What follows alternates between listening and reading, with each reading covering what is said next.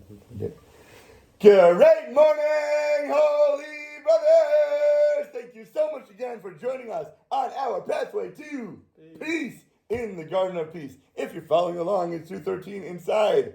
And today's lesson is going to be called Wise Eyes. Yes, the wise man's eyes are in his head. Ecclesiastes 2:14. Advice that didn't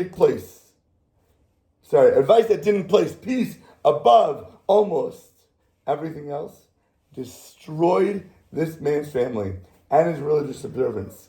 So, what did the rabbis accomplish in their stringency? This was the guy whose rabbis told him that you got to be observant, you got to follow the commandments, you got to follow the mitzvahs to a T, right? And his wife wasn't so on board, and what did they tell him to do? Leave her. Chucker! Out with the trash. Crazy. This is the advice that people gave him for his wife. Proper guidance that puts peace before everything else is what is going to bring people closer to the Torah and mitzvahs. You want to tell them they have to destroy their family, destroy their marriage, destroy their home? You think it's going to make them happier about God? In a proper marriage, a proper ceremony, a proper home, if it's done according to halacha. How would that work? Let's say she's not. I'm just asking. It's good. I love it. Like, okay, technically he can, because if she's not going to the mikvah, that's like a big thing. Yes. So what is he supposed to pray for 3-4 months? He can't touch his wife. She wants him to touch him. She's trying to get close to him. He has to push her up. What, what's going to happen there? He has to. Bingo! Double decker.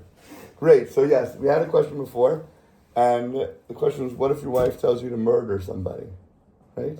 What if your wife tells you that here's a ham sandwich? But they're talking about murder, right? Ham sandwich, right? Well, you were talking about somebody to be with somebody that doesn't go to the mikvah. Right. It's a very similar situation, right? I'm saying it's a big problem. She's constantly coming up to you, and then you got to be like, oh, you can't touch her even. You can't even push her away. You can't say, stop it. 100%. So when it comes to doing mitzvahs, when it comes to following the Torah, 100% yes. And you need to do what you need to do. Don't push her, don't shove her, don't treat her like garbage, right? But if she's asking you, making you, telling you to do an outright, clear violation of the Torah, we don't do that. And seducing you. Right. Again, if it's a clear violation of the Torah, we don't do that, because that is more of a test from Hashem. It's the Yetzer Hara. So you need to do what you can within the realms of halacha, whatever the situation might be. Even a get. Again, a get is not against halacha. There's no get, because a get is within halacha, right? But who is telling you to do what? Where is it coming from? Is it coming from a rabbi telling you to divorce your wife? Is it coming from your wife telling you to do an avera? Is it coming from you wanting to do the right things but trying to push her on the path, and then she's not willing to listen? So she's not violating commandments. She's just not doing the commandments. Is a completely separate category. Right, yeah, I'm saying. Yes. What if she's that one that's trying to make you violate? Again, trying to make you violating it, asking you to violating it, is not the same as you being... If you can be good, and you can be golden in whatever the situation, as long as you can be good. You can't. It's a hard test. As long as you can. Not is it easy. Not is it hard. Not is it So at which possible. Point do you say no, the point, you have to leave? Again, you have to leave. If it's the first wife, the Gemara talks about the Mizbeach cries when a first marriage gets destroyed, divorced. A man and a woman come down to this world, and the soul gets ripped in half. But that's what we're talking about. Let's say they're religious. Let's just finish the thought for the people listening. Half goes to man, half goes to woman, right?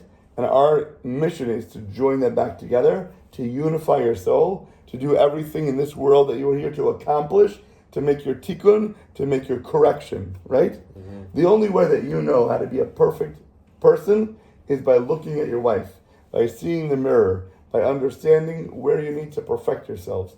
God uses her to help get you to act. That's her mission. Her half a soul is here to help your half get corrected, and together you will be unified and have that tikkun in life. If, God forbid, somebody does get divorced on a first marriage, is there a mitzvah to do it? At times, yes, right? There's something called a get. but it is the worst thing in the world for your ultimate mission and to achieve your goal in life. You'll be losing that mirror. You'll be losing that person helping you to get to where you need to be. You won't know which way to turn. Can you still survive without her? Yes. Can you still do mitzvahs without her? Yes. But as we've seen from all the stories before, without her, people can be doing so many things great in life, but be missing their mark completely. Okay. Good question. Does that help? Okay. So, a principle that permeates Torah says that a wise man's eyes are in his head. What does that mean? In each situation, we need to carefully consider what our ultimate goal is and the plan, the best course of action to achieve it. That's what we need to be going towards.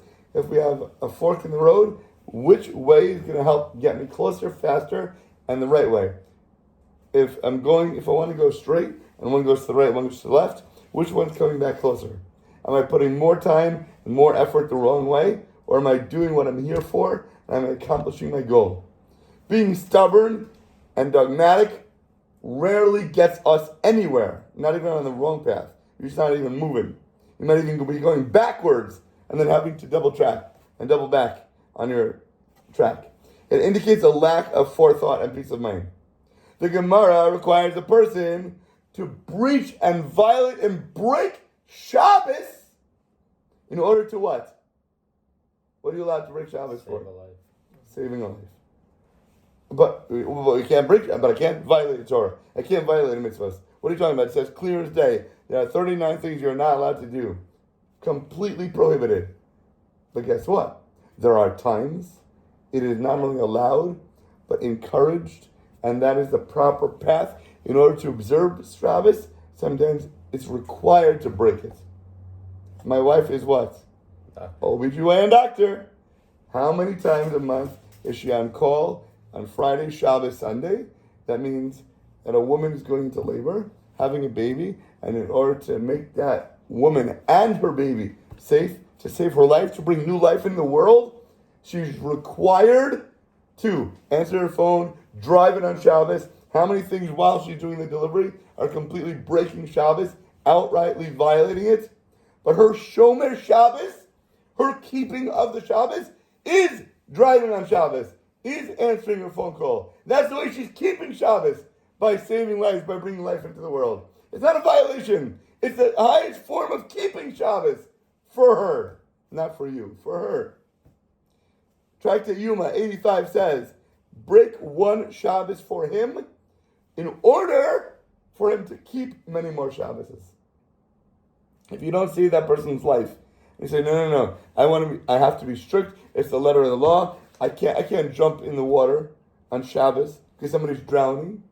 No, I do that. What are you talking about? That guy who's drowning, that's going to be his last Shabbos. If you break your Shabbos to save him, how many more Shabbos is he going to be able to keep now because of you? This rule exemplifies our approach. Now you're talking about what to do with a wife. This is the way you view it. In order to keep your marriage, to keep your peace in the home, what might need to be violated in order for you to keep your marriage, to keep that going, so you're able to achieve your ultimate purpose in life. So you're able to have many more days, months, years with your wife to be able to serve her properly. So you should ask her, Rav, what can be violated? Because Shabbat can't be violated. To destroy the peace and the relationship on the pretext of observing Shabbos would have led to none of them observing any Shabbos ever. His wife, him, his kids would go completely off the derech, completely off the path. If you turn off them to Judaism because you're being an idiot, because you want to divorce her, because you think that she's holding you back from observing Shabbos, you're going to kill your own observance, you're going to kill her observance, and you're going to kill the kids' observance. Right. You observe, and whatever they do, they do. As long as you don't involve in the... But they're saying even to the point, be careful what it's saying, because you have to view it with a rabbi who understands this, but even to the point to break something in order for them to keep future ones is what the point is here. Whatever that something might be. Such dogmatic instances come from a lack of careful thought and a lack of adherence to the words of our Chachamim, our sages, that peace comes before everything else. Patience will bring ultimate success. From these stories, which are just two examples of thousands of instances of hundreds of stories that come all the time, every year, we can learn the message of this chapter. Keep the peace. That is key to life in general, and married life in particular. This is not just about a wife, this is about everything in your observance of the Torah, of the mitzvos. Keeping that peace is key to general life. Only through peace is it possible to merit true progress and move forward in life, in Torah, in marriage, in observance of Hashem. So approaching married life, how do we do it? Men who want to merit peace in their homes must be convinced that peace is the greatest and most important commodity in the world. That's how you view this as your number one most important priority. If they seek guidance with this mindset and they have the proper outlook, then they're assured that they're going to succeed. They're actually going to have proper path, proper success, proper peace in the home.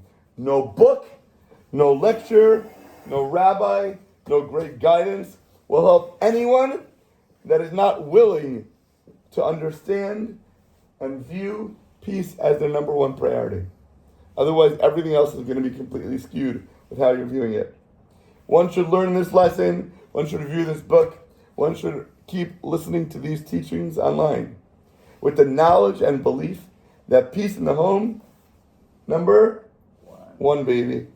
Then the listener, then the viewer, then the watcher and the reader is assured that through these teachings, he will attain every single thing that he needs, no matter where in life he is, because this contains a comprehensive guide to peace in the home, and therefore correcting all your character traits, all your midos.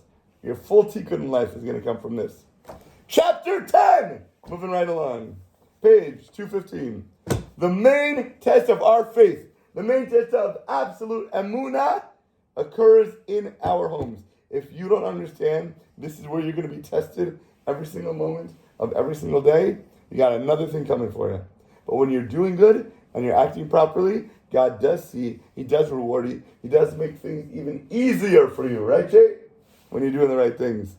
Our wives are designed, believe it or not, to humiliate us over and over again. If you think you're going to have such a straight, easy life when you get married, you got another thing coming for you. Oh man, in your face. And your children sometimes are not going to listen to you. Can you believe this? Even the greatest rabbis sometimes have trouble with their kids. Periodically, we have to deal with health, with education, or even money problems. The only way to successfully weather every storm, no matter what comes at you in life, is from what? Peace at home. From faith first. Oh, faith. Faith, emunah, understanding that will lead to peace in your home. But if you're not understanding why you're being hit with something right now, you can get thrown off, you can get depressed, you can get angry. You're going to get angry at your wife, angry at your kids, angry at your boss, angry at your coworker, angry at your friends. Right. Right? The only way is through faith. The challenges of married life are going to force us to live with and work on our faith more than anything else in life. Because you can't avoid it. You're there. You have to go to bed. You have to sleep. You have to have a home. You have to walk into the house. Therefore, the correction and the perfection of our character traits are going to begin once you get married. You think you've had it hard before that? Just wait until first day after the wedding. Single life is easy, dude. It's super chill. You got your buddies, you got your gaming systems, you got everything you want, your workout, your parties, your bars. You don't gotta answer to anybody. If you don't get along with somebody, okay, so I won't talk to him today. I won't go to his house. I'll give him some time to cool off. Is that how marriage works? Woo! Why work on emunah and faith and think that Hashem wants to tell you something? We can just avoid the person. God might be trying to send you a message through your friend or your coworker. But if you don't want to deal with it, bye. See you later. Not answering my phone right now. Ghosting you. Sayonara. But once you're married, you can't just walk out of the house and not come back. You have to face challenges head on. And the way that you cope with each test, each challenge, each hardship is going to give you a precise measure of the strength of your faith. How you are dealing with it is how you're dealing with God. If you don't understand Hashem is talking to you, relating to you at the moment, you are going to fail miserably. Seeing our true level of emunah, when we're faced with it, can be the biggest catalyst for change, to wake you the heck up. When a single person is insulted, he can return that abuse right to the person without even making such a difference in his life. You yell at me, I'll yell at you. You make fun of me, I'll make fun of you. It's so easy to dish something right back. Because once you throw it, you can run the other way. Once that ball smashes him in the head and knocks him over, you go run the other direction. You even tell your friends about it. You joke about it. You put it on Instagram, on Facebook, whatever it might be. But you're out of that moment, so you're done with that situation. He can also put on a show of being humble and maybe even responding politely. Even though on the inside, he is fuming. His fire is raging and he's cursing underneath his breath. Right? You stupid, right? That's what you're thinking. It's true. Inside.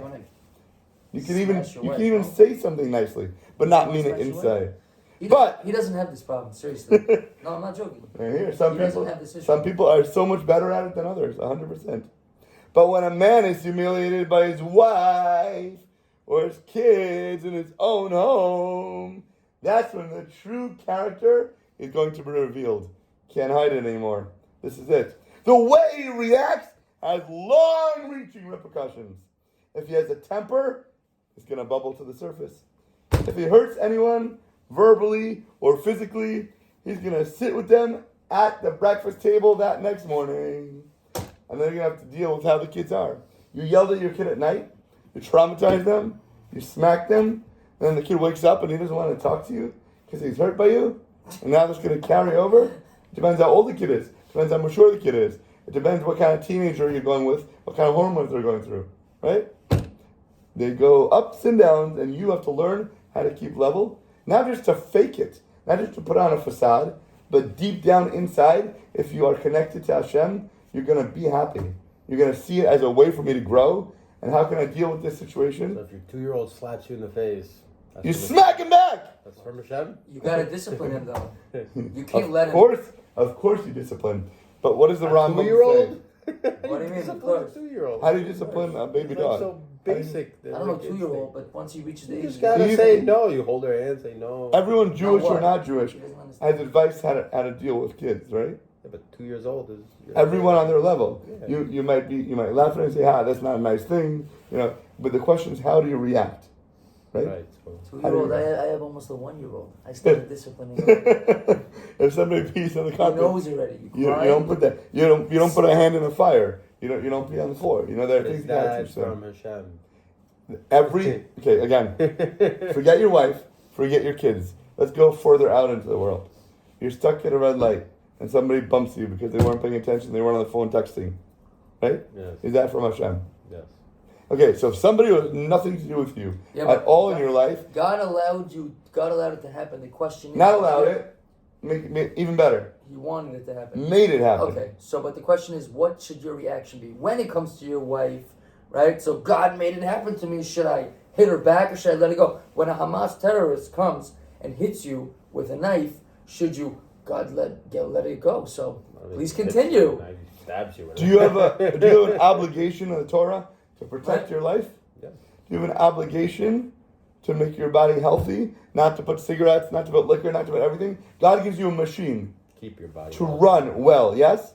Do you bring your car for oil changes, or do you wait for something to explode? You want it to run at optimal levels. You have obligations to take care of yourself. You can't say, I'm not going to do this because God runs the world.